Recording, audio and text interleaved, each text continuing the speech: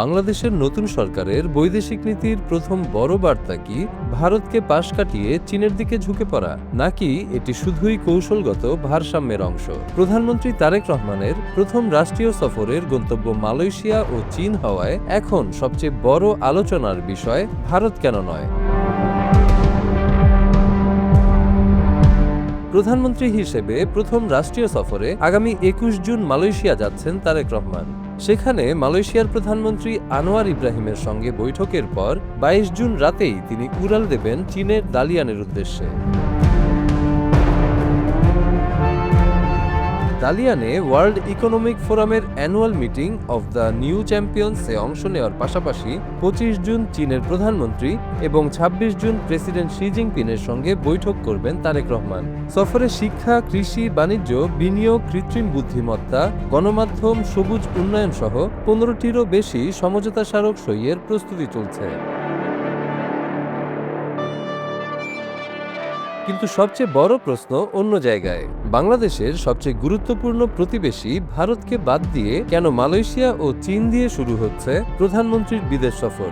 আন্তর্জাতিক গণমাধ্যমগুলো বলছে, দক্ষিণ এশিয়ার কূটনীতিতে প্রথম রাষ্ট্রীয় সফর সবসময়ই প্রতীকী গুরুত্ব বহন করে। তাই গন্তব্য নির্বাচন নিয়ে দিল্লি ও বেইজিং দুই রাজধানীতেই বিশেষ নজর রয়েছে। বিশ্লেষকদের মতে, মালয়েশিয়াকে প্রথম গন্তব্য করার পেছনে রয়েছে বাস্তব অর্থনৈতিক কারণ। মালয়েশিয়ায় প্রায় ৮ থেকে ১০ লাখ বাংলাদেশি কর্মরত। বৈধ শ্রমবাজার সম্প্রসারণ, নতুন কর্মী নিয়োগ, অভিবাসন ব্যয় কমানো এবং প্রবাসীদের সুরক্ষা এসব বিষয়ই সফরের প্রধান অগ্রাধিকার। একই সঙ্গে বিনিয়োগ ও বাণিজ্য বাড়ানোর লক্ষ্যও রয়েছে। আর চীন সফরকে দেখা হচ্ছে আরও বড় কৌশলগত পদক্ষেপ হিসেবে। বাংলাদেশ চীনের কাছ থেকে অবকাঠামো, প্রযুক্তি, কৃত্রিম বুদ্ধিমত্তা, নবায়নযোগ্য জ্বালানি এবং বিনিয়োগ বাড়াতে চায়। পাশাপাশি বেল্ট অ্যান্ড রোড ইনিশিয়েটিভ বা BRI এর আওতায় নতুন সহযোগিতাও আলোচনায় রয়েছে। আর এসব কারণে ভারতকে উপেক্ষা করা হয়েছে বিষয়টি এমন নয়। কূটনীতিক ও বিশ্লেষকদের মতে, মালয়েশিয়াকে প্রথম গন্তব্য করেই বাংলাদেশ মূলত ভারত ও চীনের মধ্যকার প্রতিযোগিতায় সরাসরি কোনো পক্ষ নেওয়ার বার্তা এড়াতে চেয়েছে। এরপর চীন সফরের মাধ্যমে অর্থনৈতিক অগ্রাধিকার তুলে ধরা হচ্ছে। এটিকে বাংলাদেশ ফার্স্ট নীতির বাস্তব প্রয়োগ বলেই দেখছেন তারা। অন্যদিকে ভারতীয় গণমাধ্যমগুলো অবশ্য এই সফরকে বিশেষ গুরুত্ব দিয়ে দেখছে। কয়েকটি প্রতিবেদনে বলা হয়েছে, প্রধানমন্ত্রী নরেন্দ্র মোদী দায়িত্ব নেওয়ার পরপরই তারেক রহমানকে ভারত সফরের আমন্ত্রণ জানিয়েছিলেন। তবে সেই সফরের কোনো তারিখ এখনো ঘোষণা হয়নি।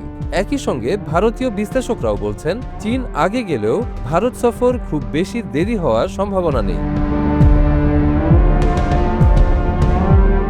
তবে ঢাকা দিল্লি সম্পর্কে এখনো কিছু অস্বস্তি রয়ে গেছে। সম্প্রতি প্রধানমন্ত্রীর উপদেষ্টা ডক্টর জাহেদুর রহমানকে কয়েক ঘন্টা আটকে রাখার ঘটনায় বাংলাদেশ আনুষ্ঠানিক প্রতিবাদ জানিয়েছে। এর আগে সীমান্ত, ভিসা, শেখ হাসিনাকে প্রত্যর্পণ এবং অভিবাসন ইস্যুতেও দুই দেশের মধ্যে টানাপোড়েন দেখা গেছে। যদিও জ্বালানি, নিরাপত্তা ও বাণিজ্য সহযোগিতা অব্যাহত রয়েছে। প্রথম বিদেশ সফর দিয়েই নতুন সরকার স্পষ্ট করে দিয়েছে, তাদের কূটনীতির মূলনীতি হবে জাতীয় স্বার্থকে অগ্রাধিকার দেওয়া। বিশ্লেষকরা বলছেন, এই নীতির বাস্তব পরীক্ষা হবে তখনই যখন একই ভারসাম্য বজায় রেখে ঢাকা, বেইজিং ও দিল্লি দুই শক্তিধর প্রতিবেশীর সঙ্গেই সম্পর্ক এগিয়ে নিতে পারবে।